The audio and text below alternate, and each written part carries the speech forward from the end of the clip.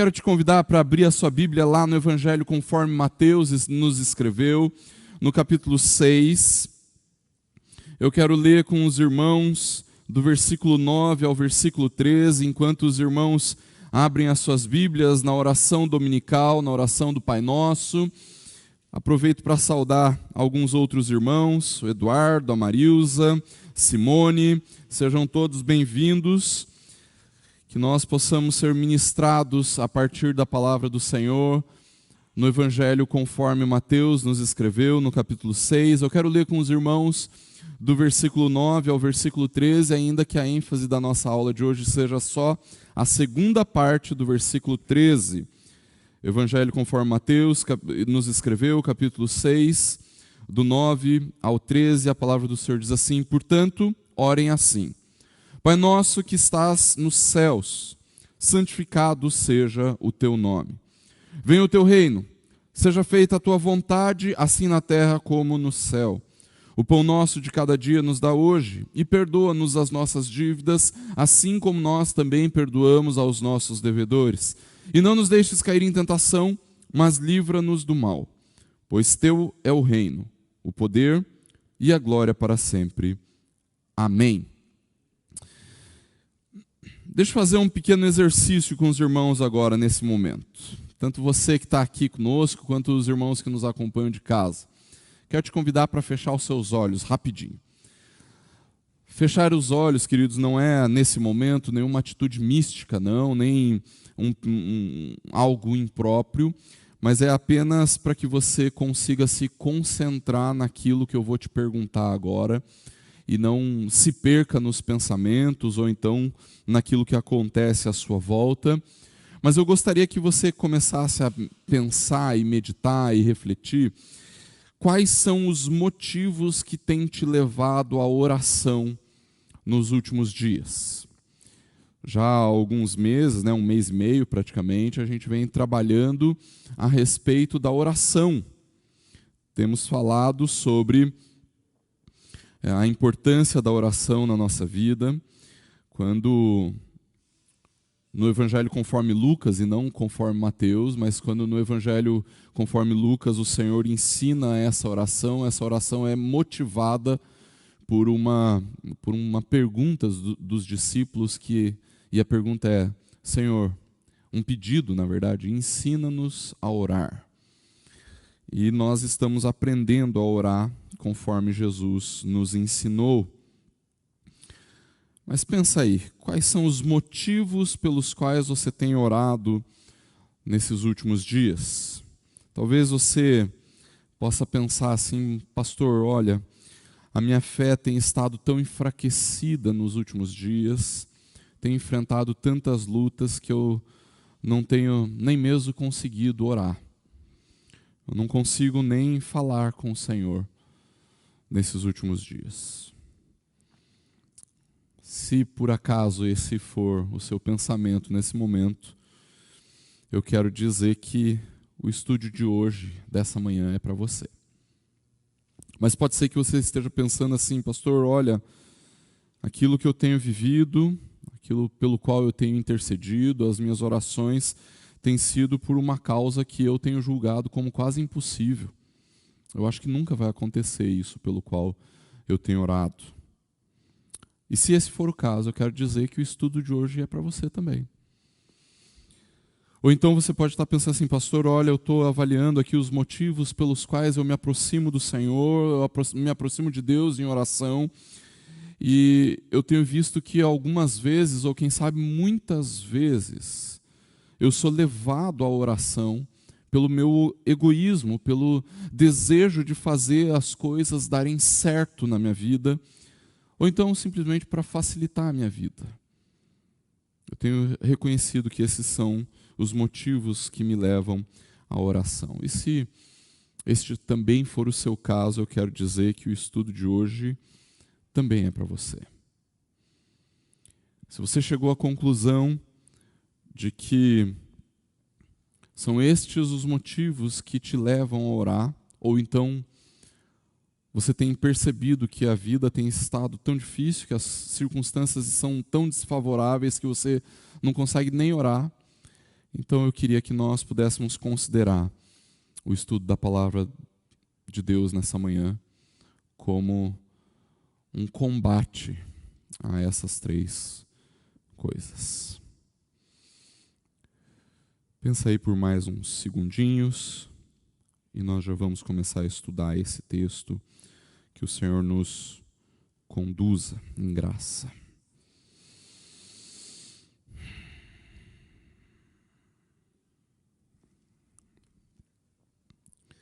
Se você quiser e ficar à vontade, pode abrir os seus olhos.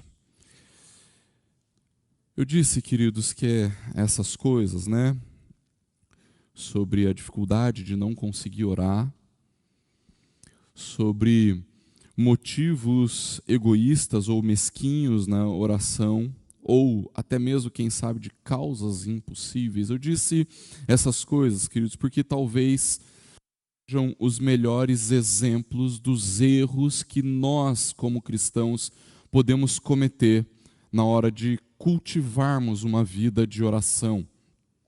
Os maiores equívocos a respeito de uma vida sólida, de uma vida consistente na oração, normalmente estão vinculados a esses três inimigos da oração, no combate a esses três inimigos. Boa parte das dificuldades que nós temos para cultivar uma vida exultante de oração, não aquela vida obrigatória de oração, mas aquela vida exultante de ação de graças, de regozijo na oração, normalmente estão vinculadas à nossa negligência por causa do desânimo, ou então por causa da nossa incredulidade, ou por causa do nosso egoísmo, porque nós idolatramos o nosso ego. No entanto, queridos, ao conhecer a oração do Pai Nosso, deveria nos fazer corrigir esses enganos. Deveria fazer com que a gente viva uma vida exultante de oração. E é por isso, exatamente por isso, que Jesus termina essa oração com essa exultação, com esse olhar para o Senhor, reconhecendo quem Deus é.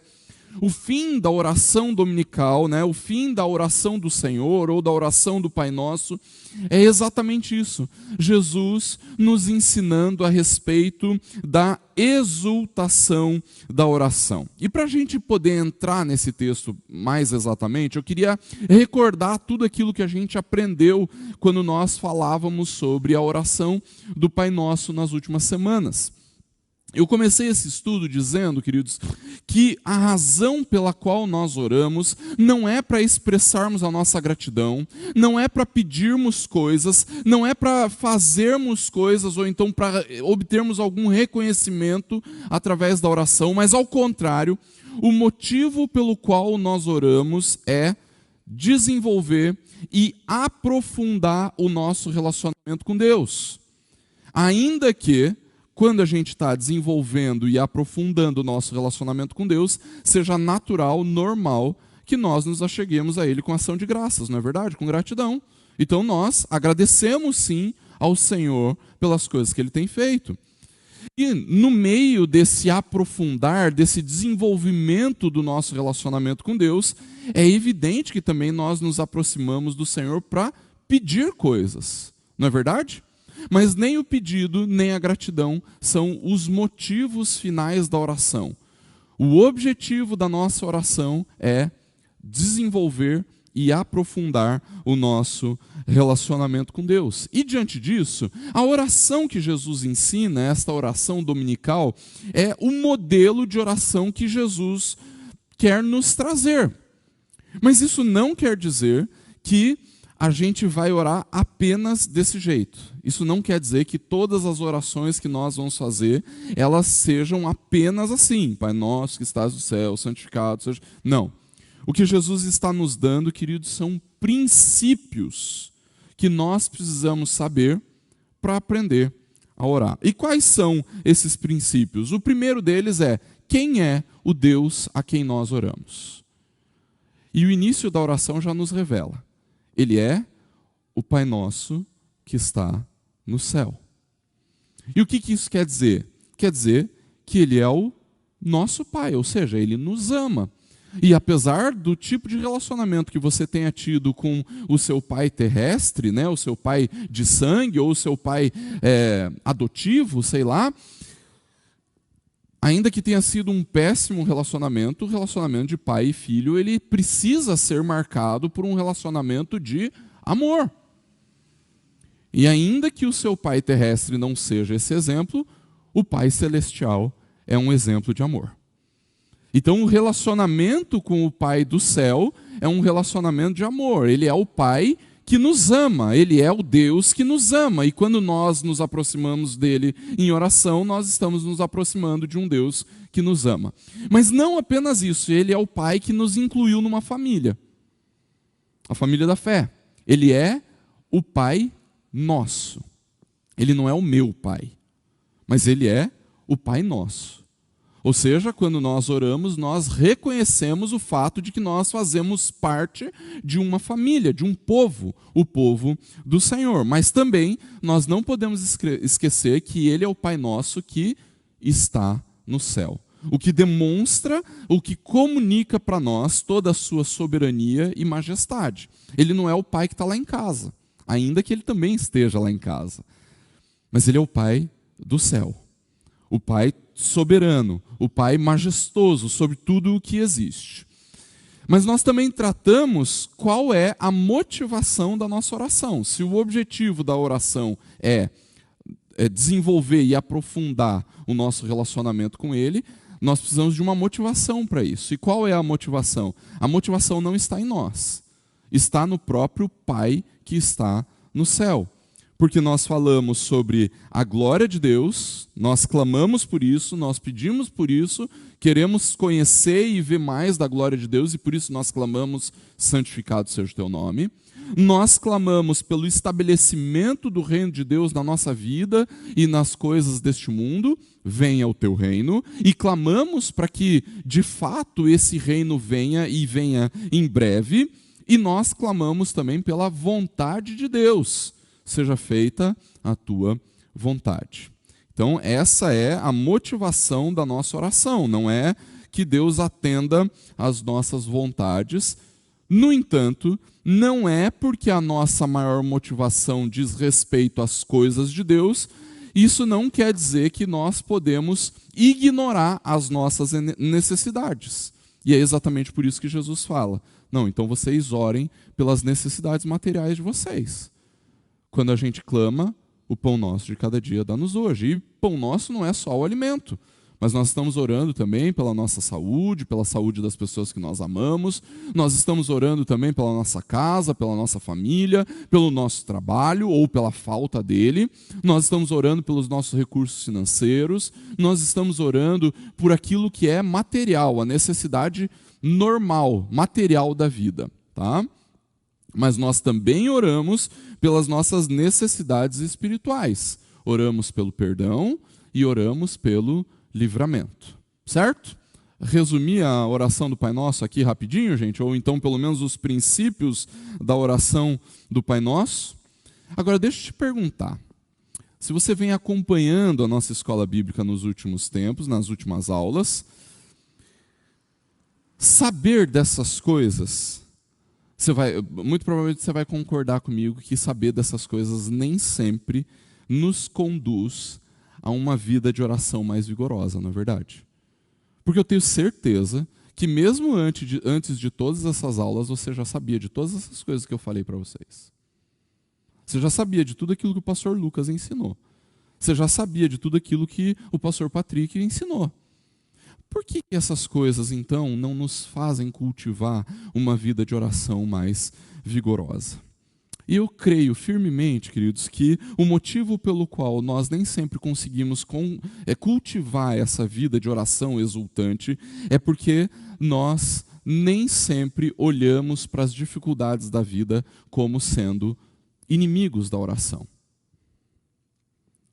E que essas dificuldades da vida fazem brotar no nosso coração 3 realidades que nos impedem de cultivar a oração. A negligência, causada pelo desânimo, a nossa incredulidade e o nosso egoísmo. E o texto que nós vamos estudar hoje justamente nos ajuda a combater esses três inimigos. Porque a conclusão da oração é: pois teu é o reino, o poder e a glória para sempre. Amém. É assim que o Senhor Jesus conclui essa oração. Se você tiver alguma Bíblia aí, ou uma versão bíblica que considera aquilo que na manuscritologia, ou seja, o estudo sobre os manuscritos bíblicos, né? Se você tiver uma Bíblia que considera os aparatos críticos, como nós falamos na teologia, esse trecho vai estar entre colchetes, não está? Dá uma olhadinha aí na sua Bíblia. Né? Ele vem um texto corrido e de repente coloca entre colchetes. O que esses colchetes querem dizer? Se você tiver uma nota de rodapé na sua Bíblia, muito provavelmente vai estar escrito algo do tipo: o texto entre colchetes se encontra apenas em manuscritos mais recentes. É isso que está dizendo aí? Isso porque, queridos, a Bíblia ela não foi formada a partir de um exemplar só de manuscritos. Tá? Nós nunca encontramos, a arqueologia nunca encontrou o texto escrito de Mateus. O que nós sempre encontramos, né, o que a arqueologia sempre encontrou, foram cópias do evangelho que Mateus escreveu. Tá? Então, nós não temos hoje acesso ao texto original que Mateus escreveu, mas nós temos várias cópias que Mateus escreveu, né, daquilo que Mateus nos escreveu. O que quer dizer que existem vários tipos de manuscritos, e eu não vou entrar em detalhe aqui sobre os mais considerados, né? No entanto, o que a gente ouve muito ao estudarmos a manuscritologia é aquilo que nós ouvimos falar sobre o texto majoritário e o texto recebido, ou o texto receptus. Tá? E nesses manuscritos aí, queridos, nós vamos encontrar manuscritos que são mais antigos, de uma datação mais antiga, ou seja, mais perto do que Mateus viveu, e nós encontramos outros textos que são mais distantes do tempo que Mateus viveu, no entanto, eles são mais numerosos. E aí a pergunta que a manuscritologia se fez sempre foi assim: quais são os manuscritos verdadeiros? Aqueles que são mais antigos ou aqueles que existem em maior quantidade?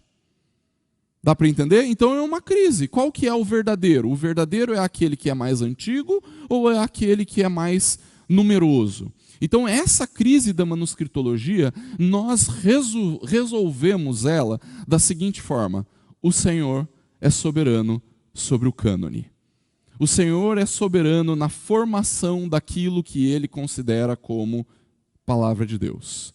E por causa disso, queridos, nós entendemos que, mesmo esse trecho estando entre colchetes, mesmo ele não constando nos manuscritos mais antigos, apenas nos mais recentes, nós entendemos que sim, isso é palavra de Deus para nós.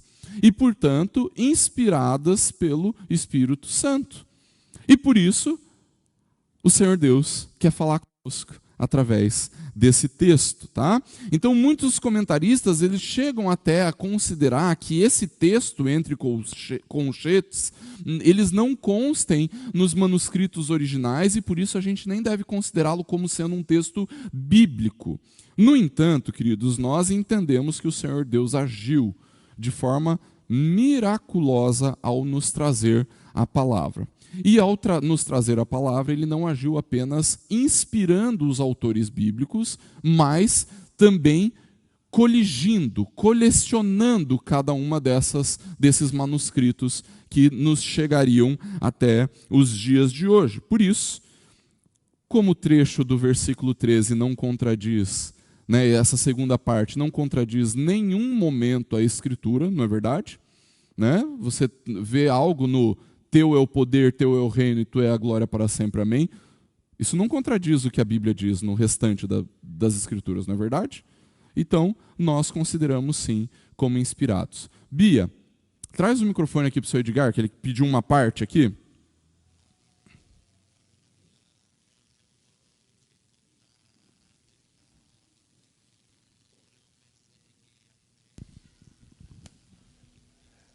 Então, pastor, essa frase que está entre os colchetes aqui, pois teu é o reino e o poder, nós vemos isso aí nitidamente na oração de Davi, lá no primeiro livro das Crônicas, capítulo 29, a partir do versículo 10. Isso mesmo. Ele vai discorrendo sobre tudo isso. Então, dentro de todo esse contexto, dentro de todo esse esboço, esse bojo da palavra de Deus, a gente vai entender que isso é uma plena realidade, mesmo que esteja entre colchetes, é verdade absoluta. É verdade. A gente vai encontrar outros textos na Bíblia, Sr. Edgar, que eles estão entre colchetes, né? Os mais famosos é o finalzinho do evangelho que Marcos escreveu e o trecho da mulher adúltera, João capítulo 8, se eu não me engano, né? Então são trechos assim que são trechos famosos que estão entre colchetes e que têm essa dificuldade da manuscritologia. No entanto, irmãos, eu considero que eles não são contraditórios com o restante das escrituras. E não só eu, né? A igreja protestante, a igreja reformada, obrigado, Bia, a igreja protestante, a igreja reformada sempre considerou esses trechos como sendo inspirados, porque eles não contradizem o restante das escrituras, né? E quando a gente olha a profundidade desses textos, né, o final do Evangelho conforme Marcos, que fala sobre o poder para realizar a missão, e o trecho da mulher adúltera, né, onde Jesus expõe a pecaminosidade de todos, não apenas da mulher adúltera, eles não contradizem o restante das Escrituras, e por isso nós podemos sim considerá-los como inspirados, né, como sendo palavra de Deus, sim. Agora, o que esse trecho ele nos traz? Ele começa com uma expressão. E a primeira expressão desse versículo é pois.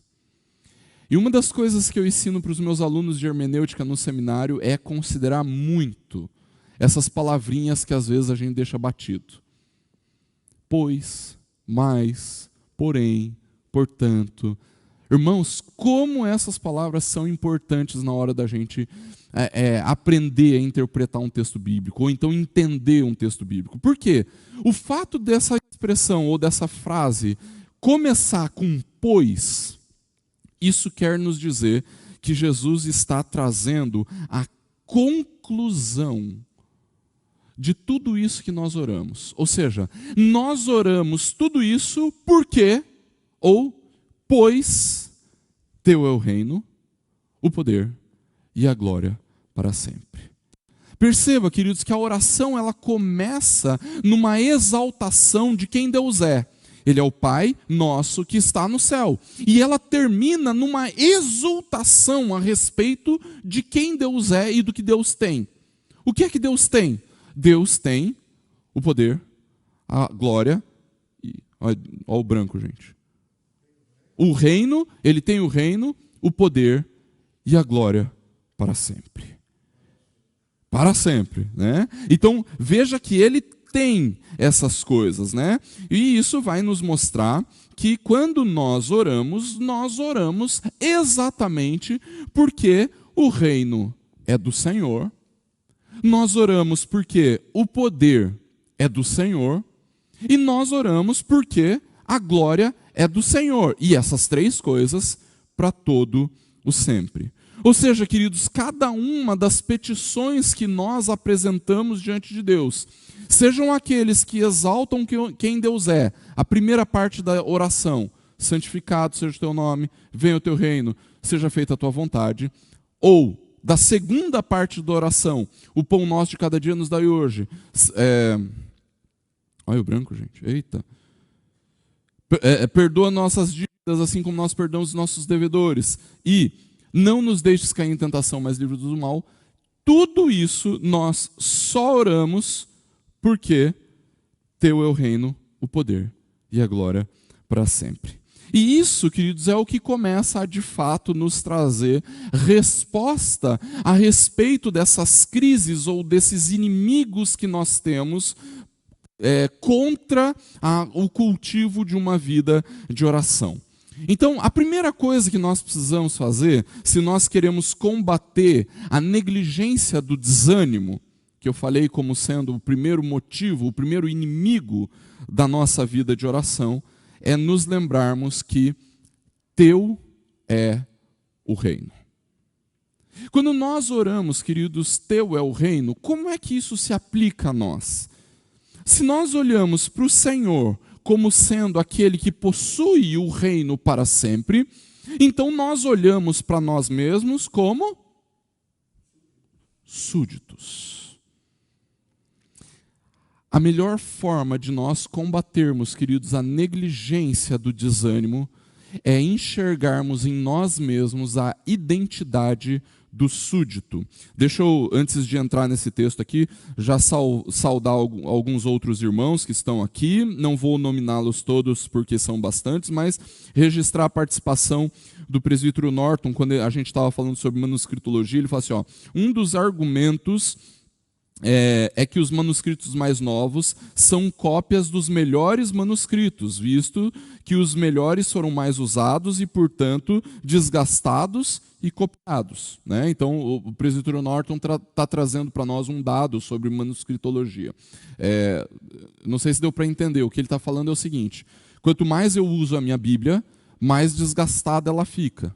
Não é verdade? Você que tem uma Bíblia, uma única Bíblia há muito tempo, ou então que é a sua Bíblia mais antiga, provavelmente ela é a que está mais desgastada, com capa caindo, né? Tem que segurar umas folhas, né? Eu tenho uma Bíblia aqui no meu gabinete que 2 Coríntios já caiu da Bíblia, ele só está encaixado ali, né?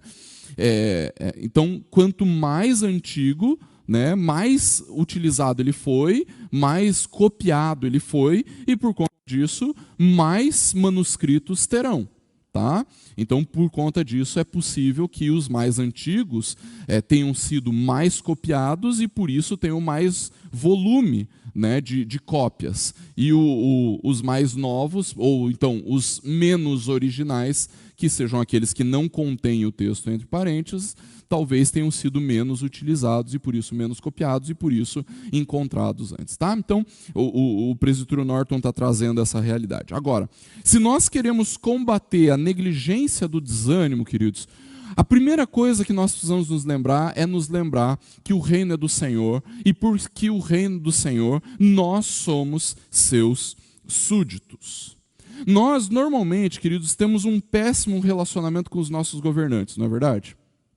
O nosso olhar para os políticos e para aqueles que nos governam sempre ou quase sempre muito ruim.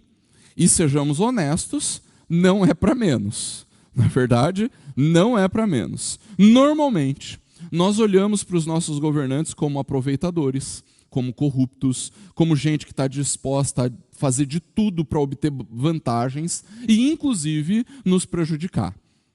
Em termos gerais, não é assim que a gente olha para os nossos governantes? E realmente, queridos, ainda que nós sejamos convocados pela palavra para orarmos e intercedermos por aqueles que nos governam, nós devemos sim manter uma postura crítica com relação aos nossos governantes e com relação a esses pretensos salvadores que a política nos apresenta. No entanto, irmãos, quando nós estamos orando ao Senhor, ao nosso Rei, nós estamos falando, quando nós oramos, teu é o reino, nós estamos reconhecendo a total soberania que o Senhor Deus exerce sobre tudo o que existe. E mesmo sabendo que essa soberania é para a honra e para a glória do próprio Deus, nós mesmos precisamos nos lembrar, Deus também exerce a sua soberania em nosso benefício. Você já pensou nisso? Deus, ao contrário da maior parte dos governantes que nós ouvimos falar e conhecemos, ele não exerce a sua soberania e a sua autoridade para o nosso malefício. Esses governantes deixam a desejar, né? Mas o nosso Deus nunca deixa a desejar. Ele não exerce a sua soberania para nos prejudicar, mas ele exerce a sua soberania também para o nosso benefício. Por que também? Porque, em primeiro lugar, é para a sua própria honra e glória. No entanto, também é para a sua própria honra e glória em nós, em nosso benefício. Afinal, queridos, se nós somos os súditos de um reino não de corrupção, de maldade, de perversão, mas um reino de amor, paz, bondade e graça. Não é verdade? Não é esse o reino do nosso Senhor? É o reino do amor, da paz, da bondade e da graça.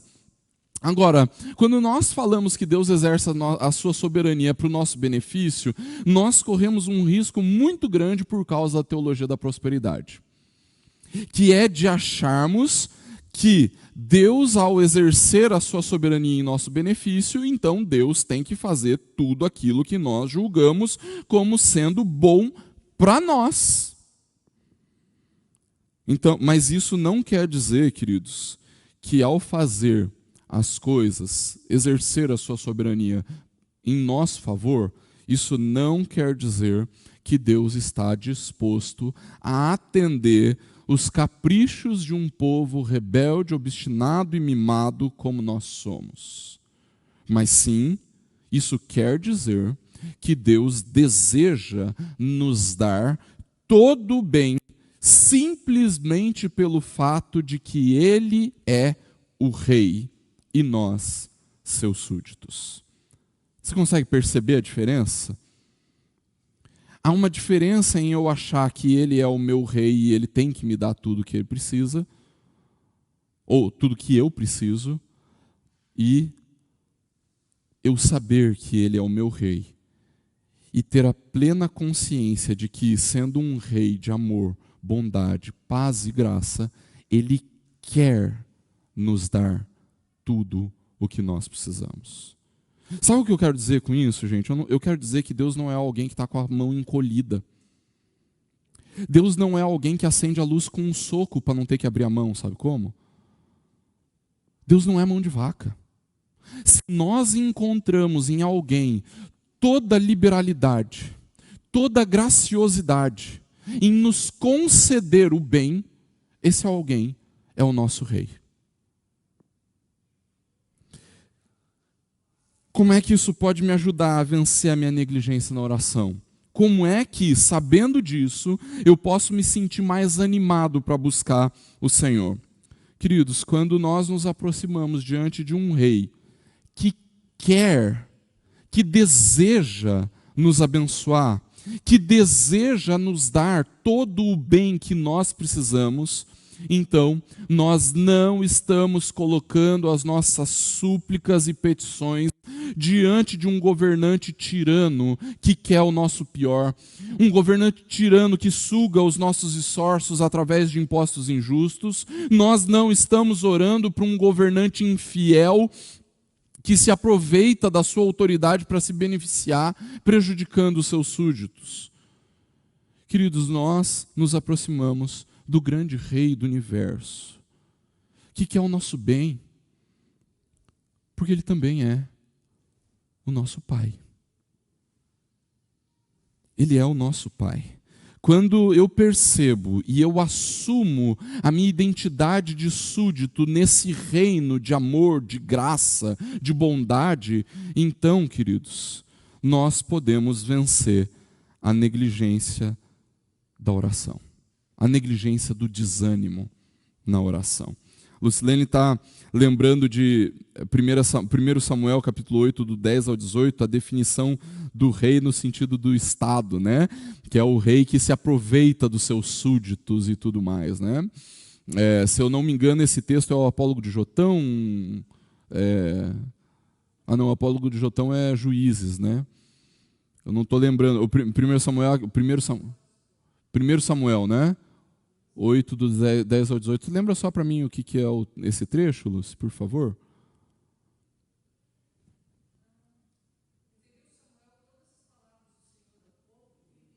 Ah, legal, isso, obrigado. É o momento em que Samuel instrui o povo do Senhor a respeito do... tá bom, vocês querem um rei? Então eu vou dizer o que um rei vai fazer com vocês. Né? É mais ou menos. E faz até hoje. Né? Né? Então... é um momento do povo de Deus em que Deus governava teocraticamente através dos seus ministros e profetas, e só que o povo de Deus, encantado pela realeza e majestade dos reis dos povos vizinhos, começa a forçar Samuel a me dar um rei, né? Nos dá um rei. E aí, então daí Deus fala para Samuel: Samuel, eles não estão rejeitando você, eles estão rejeitando a mim como rei deles. E aí Samuel se pronuncia ao povo falando assim: tá bom, vocês querem um rei? Mas então saibam o que esse rei vai fazer com vocês. Então, está lá no primeiro livro de Samuel, capítulo 8, do 10 ao 18. Presbítero Kleuber falando aqui, ó: Deus faz e fará toda e qualquer coisa que pedirmos, desde que lhe traga honra e glória. Quando nós oramos, nós estamos nos sujeitando à sua soberania e rendendo a ele a glória. Por isso, aí estamos nos alinhando ao seu reinado. Perfeito, presbítero, é isso mesmo. A verdade é, queridos, que quando nós nos percebemos e nos identificamos, né, assumimos essa identidade de súditos neste reinado de graça, bondade e amor, então a negligência e o desânimo da oração precisam desaparecer, irmãos. Eles precisam ir embora. Deixa eu te perguntar, quando você percebe que não está conseguindo mais orar porque está desanimado, o que você faz? Você deixa de orar? É o contrário. É o contrário. Aí é que nós precisamos orar mais. Lembre-se de quem você é. Você é um súdito num reinado de amor, de glória, de graça, de bondade, de todo bem. E o seu rei, ele não precisa de um momento específico, onde você não precisa marcar uma audiência com esse rei. Ele está disposto a te ouvir a qualquer hora, em qualquer momento. Isso mesmo, a dona Clarice está dizendo que nós temos que saber esperar, né? Nós pedimos, mas temos que ter a paciência para esperar. Agora, não é só a negligência do desânimo, nós também precisamos aprender a combater a incredulidade do nosso coração. E como é que nós combatemos a incredulidade? Lembrando que teu é o poder. Ou seja, é a confiança da oração. Irmãos, Deus não tem o direito apenas sobre o seu reino. Deus tem todo o poder.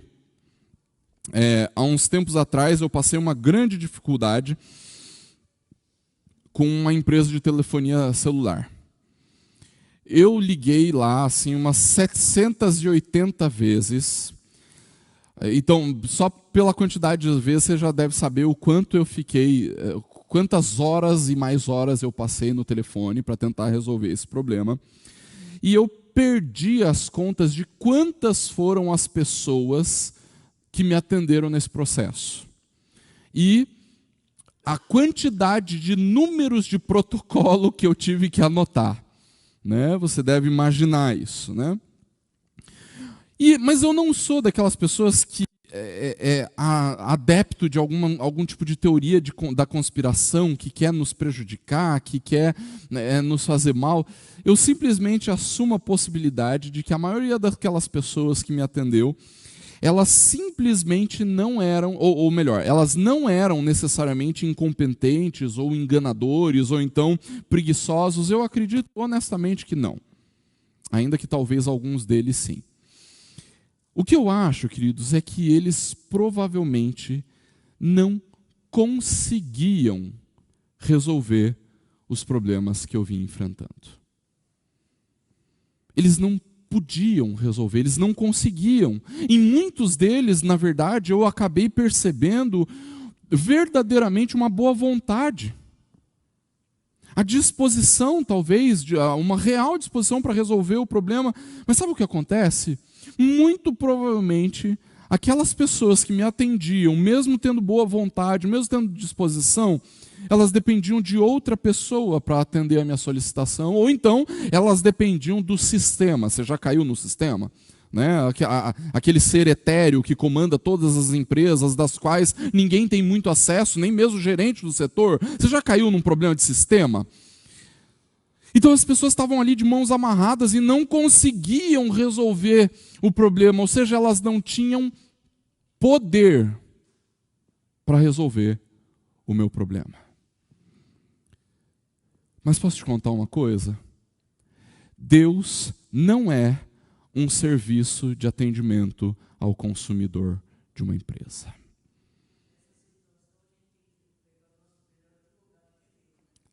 Vamos para Deus, né? Vamos para Deus. Deus não é o serviço de atendimento, o SAC de uma empresa. Ele não está limitado por uma autoridade superior, por uma competência superior. Deus não está limitado a um sistema que não funciona. Ele é o Senhor Deus Todo-Poderoso, aquele que detém todo o poder nas suas mãos. E quando nós oramos, queridos, nós estamos declarando que tudo o que pertence está nas mãos do nosso Deus. E esse conhecimento, queridos, lembrar disso, lembrar que teu é o poder para sempre, se isso não resolver os nossos problemas de incredulidade, queridos, então nada mais pode. Nada mais pode. Quando nós oramos, teu é o poder, queridos, nós estamos declarando que toda a nossa confiança nessas causas impossíveis, sabe? Toda a nossa confiança está nas mãos daquele que transforma o impossível em realidade. Nós não podemos duvidar disso. Se nós verdadeiramente temos um vislumbre do poder de Deus, queridos, então nós deveríamos nos sentir animados a perseverar nas nossas orações, crendo que, como Pai bondoso, como Rei bondoso que o Senhor é, Ele vai atender as nossas orações, mas ainda mais do que isso, irmãos, nós podemos confiar tranquilamente que Ele pode fazer isso, Ele tem poder para fazer isso. É lógico que isso entra aquilo que o presbítero Kleber falou, né? Deus vai fazer, Ele tem todo o poder para fazer, desde que isso honre e glorifique a Ele mesmo. Irmãos, Deus não vai, obviamente, ficar atendendo os nossos caprichos, né? Nós não vamos achar que Deus vai usar do seu poder imenso e eterno para ficar atendendo às nossas vontades. No entanto, saber que o poder é do Senhor, queridos, confiados no seu poder, confiados na sua bondade, então nós podemos ser, sim, perseverantes na oração, mesmo diante de causas que nós julgamos impossíveis, mesmo diante de uma enfermidade que os médicos já desenganaram, que já disse não ter solução, mesmo diante de uma necessidade da qual nós achamos que é inalcançável. Irmãos, Deus perdoou uma dívida que era impagável, que era a nossa dívida de pecado. Se Ele pôde fazer isso, então não tem nada que possa segurar a mão do nosso Deus. Deus tem poder para transformar o impossível em realidade. Queridos, se nós queremos vencer a incredulidade é essa que, por causa das dificuldades da vida, acaba povoando a nossa mente e o nosso coração. Então nós precisamos clamar: teu, ó Deus, é o poder para sempre. Eu posso confiar no Senhor, porque teu é o poder. Eu apresento as minhas petições diante do Senhor, porque teu é o poder. Eu continuo a orar perseverantemente e a crer, porque teu é o poder. Mas lembra, não é só a negligência do desânimo, não é só a incredulidade, mas o terceiro inimigo da nossa oração, o egoísmo. Como é que nós podemos combater o egoísmo? Lembrando que tua é a glória. Nós começamos falando sobre isso e terminamos falando sobre isso. Queridos, a glória de Deus é a motivação primeira, é o combustível da oração. Na verdade, a glória de Deus é a motivação principal de tudo o que existe e acontece na história do universo. O universo foi criado para a glória de Deus. A natureza é sustentada para a glória de Deus. Jesus foi enviado para a glória de Deus. O Espírito vem habitar em nós para a glória de Deus. Tudo o que acontece é para que Deus seja glorificado. É para que a glória de Deus seja reconhecida. E quando nós olhamos para isso, queridos, nós precisamos lembrar que toda a criação existe para a glória de Deus, que a provisão que Deus derrama sobre as nossas vidas é para a glória de Deus, a salvação é para a glória de Deus, tudo diz respeito à glória de Deus, irmãos. Um dos motivos pelos quais nós não nos dedicamos tanto à oração, irmãos, é porque no fundo, nós achamos que a oração diz respeito a quem nós somos. É por isso que em algumas reuniões de oração você vai lá e tal, e sempre tem alguém que fala assim, pastor, eu não tenho nada para pedir, só para agradecer. Porque acha que a oração é para ele mesmo. Ainda que você não tenha nenhuma necessidade material a qual você queira colocar diante do Senhor, você tem necessidades espirituais. Sempre existe um familiar seu, um amigo seu, um colega seu que não conhece Jesus. Vamos orar por isso. Sempre... Perdão, não, Clarice. É verdade, por isso que a gente tem que aprender a combater a incredulidade, né? Sempre existe algo que nós precisamos colocar diante do Senhor, queridos. Sempre existe alguma coisa. Talvez um dos maiores motivos pelos quais nós não oramos é porque nós achamos que estamos orando pelas nossas coisas. Mas não, irmãos. A oração diz respeito de quem Deus é. Mas pastor, a gente passou aí os últimos estudos falando a respeito das nossas necessidades e que nós temos que apresentar as nossas necessidades ao Pai Nosso que está nos céus. Essas necessidades não dizem respeito às nossas coisas? É verdade.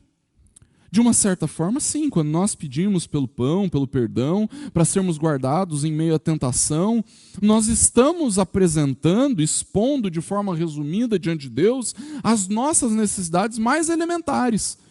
No entanto, queridos, o pão com o qual nós somos sustentados, o perdão dos pecados obtido em Cristo, a vitória sobre a tentação, elas acontecem na nossa vida por causa da glória de Deus, para que Deus seja glorificado. Irmãos, nós apresentamos as nossas necessidades diante de Deus, porque quando Deus atende às nossas necessidades, nós glorificamos o seu nome. E nós nos sentimos completamente satisfeitos em quem Ele é e naquilo que Ele faz. Eu sei que parece lógico afirmar isso, queridos, mas quando nós colocamos as nossas petições diante de Deus, irmãos, não é para que o nosso nome seja glorificado, mas é para que o nome de Deus seja eternamente glorificado. Eu estou dizendo isso, irmãos, porque muitas vezes nós achamos que nós aqui somos o centro da relação com Deus, sabe como? Nós achamos que porque as coisas aconteceram para nós, foi porque nós oramos. É porque a nossa oração foi forte, é porque a nossa oração foi poderosa. Ou então porque nós conseguimos convencer Deus numa batalha de argumentação eloquente, ou então com a nossa virtude, com a nossa justiça pessoal. Mas não é nada disso, irmãos. O motivo pelo qual as nossas orações começam não são as nossas necessidades. O motivo pelo qual as nossas orações começam é a glória de Deus.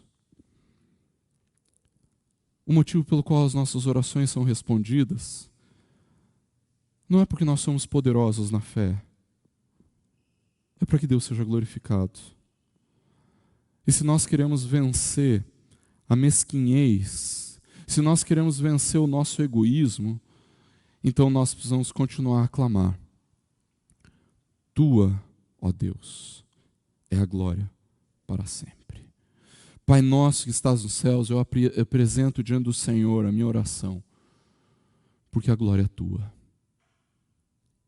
Não é minha, não é para mim, não é por minha causa, nem por causa das pessoas que eu amo, mas é porque a glória é do Senhor. Concluindo, queridos, a exultação da oração ela não só aponta para as coisas que estão aqui, agora, nesse momento. Que eu fiz questão de enfatizar, o Edgar lembrou também, que teu é o reino por algum momento. Não. Teu é o reino para sempre. Tua, Senhor, é, olha o branco de novo, o poder, teu, Senhor, é o poder enquanto ninguém der um golpe de Estado no Senhor. Não. Teu é o poder, Senhor, para sempre. Tua é a glória, Senhor, até que eu seja glorificado. Não. Tua é a glória, Senhor, para sempre. Deus não negocia seu reino. Deus não negocia o seu poder. Deus não negocia a sua glória. Essas coisas serão do Senhor para sempre. Não tem como ele perder. Não tem como essas coisas diminuir. Deus não corre risco de perder a próxima eleição.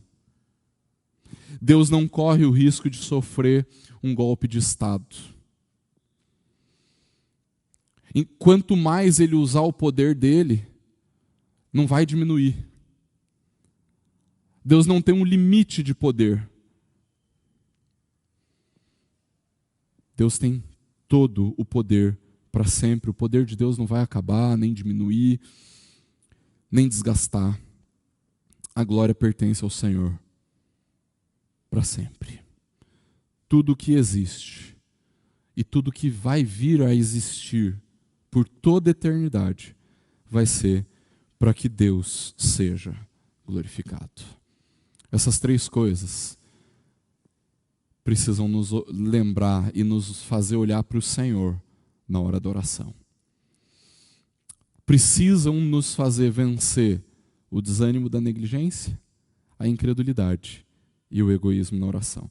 O presbítero Kleuber falando conosco aqui, temos que encarar que a oração, assim como a correspondência diplomática entre o embaixador e o soberano, e a nossa vida como sendo o estandarte tremulante do soberano anunciando o seu reino. O Norton vai nos dizer assim, pastor, eu aprendi que a oração tem mais a ver com disciplina do que com motivação. Mesmo que Deus não tenha horário, local, nós precisamos nos disciplinar a fazer, mesmo quando não temos vontade. É verdade. O presbítero Norton fala, e isso daí já entra numa parte mais prática que nós não abordamos aqui, viu, queridos?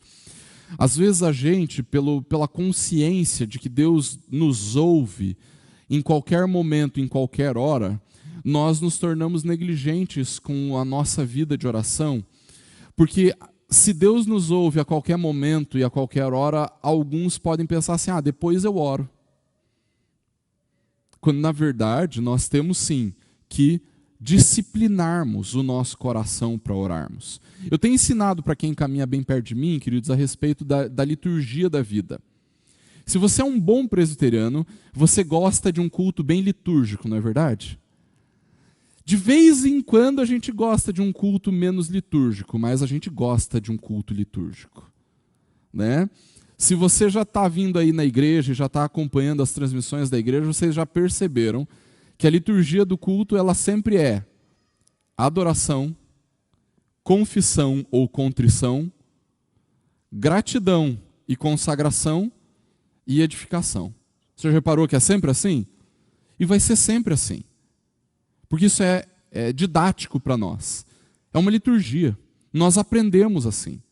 Primeiro adoramos, depois confessamos, depois nos consagramos e então ouvimos o Senhor.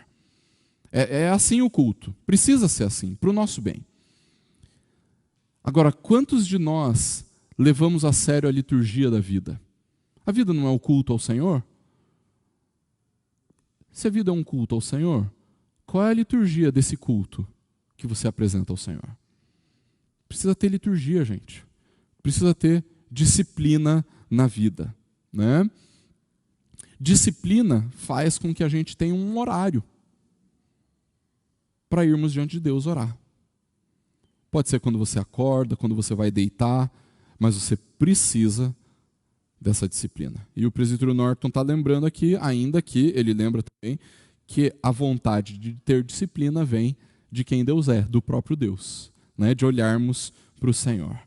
Então, queridos, nós precisamos sim, de uma forma mais prática, cultivarmos um momento do dia para orarmos, né? Então eu vou separar aqui, né, a minha manhã, ou então uma parte da minha manhã, ou um momento antes do café da manhã, para me dedicar em oração.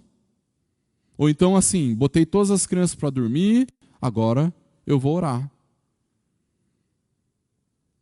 Precisa disso. A vida precisa de liturgia, precisa de disciplina. Se a gente não tiver disciplina, com hora para tomar café da manhã, hora para almoçar, hora para tomar banho, hora para estudar, hora para trabalhar e etc, etc, etc, pode ter certeza, você não vai ter hora para orar. Você não vai ter hora para ler a Bíblia. Se você não tem hora para nada, não vai ser para essas coisas que você tem. E é por isso que precisa ter.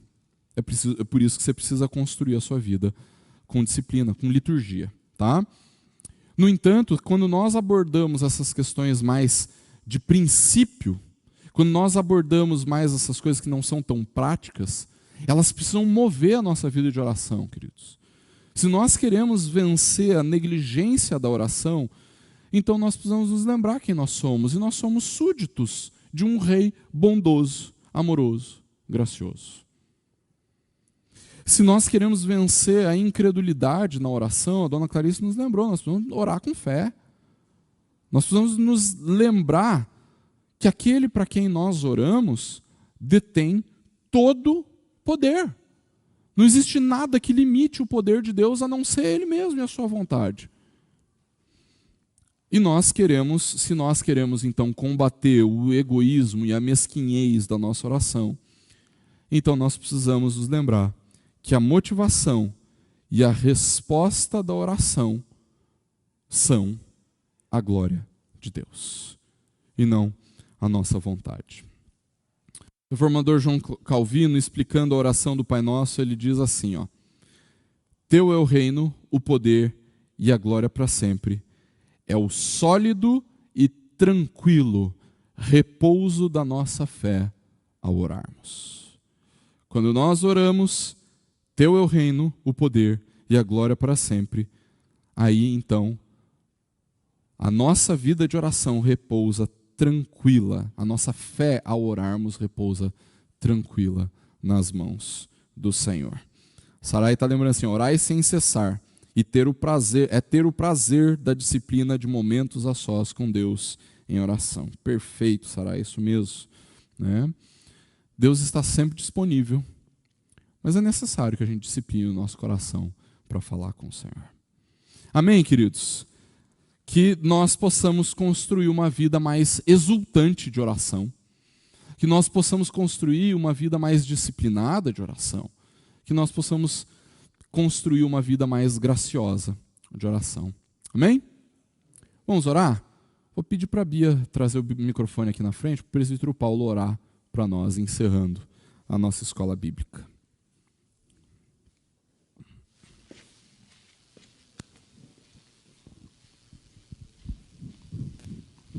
Eu quero saudar em especial aqui, gente, estou vendo agora no Facebook, o William está aqui conosco, né? O William acabou de passar por uma cirurgia aí difícil, né? Está passando por um tempo de recuperação e está aqui acompanhando conosco a escola bíblica. Deus abençoe, William. Vamos orar, queridos? Obrigado, Pai. Obrigado porque o Senhor nos deu a oportunidade de estarmos diante do Senhor nesta manhã. Obrigado a Deus porque o Senhor nos trouxe, Pai, para adorá-lo, para aprender um pouco mais daquilo que o Senhor tem para cada um de nós. E somos gratos porque pertencemos a essa família e pudemos aprender um pouco mais da necessidade de como nós devemos estar diante do Senhor, de como nós devemos orar ao Senhor e entender que realmente o reino é do Senhor, que a glória é do Senhor, e que possamos realmente colocá-la em prática na nossa vida, e a cada momento, mesmo na hora do desânimo, sentirmos a vontade de estarmos diante do Senhor e clamarmos para que o Senhor esteja conosco, nos dando da tua paz, do teu amor, e nos alimentando através do teu Santo Espírito, ó Pai, para que possamos vencê-las, o desânimo, e para que possamos estar sempre prontos a proclamar e anunciar a tua palavra. Continua conosco neste domingo. Pai, leva-nos de retorno aos nossos lares. Cuida de cada um de nós, protege-nos, e que à noite possamos estar aqui para continuarmos adorando ao Senhor de todo o nosso coração. Obrigado, ó Pai, por esta aula. Obrigado porque o Senhor falou conosco. E nós oramos agradecidos no nome de Jesus. Amém, Senhor.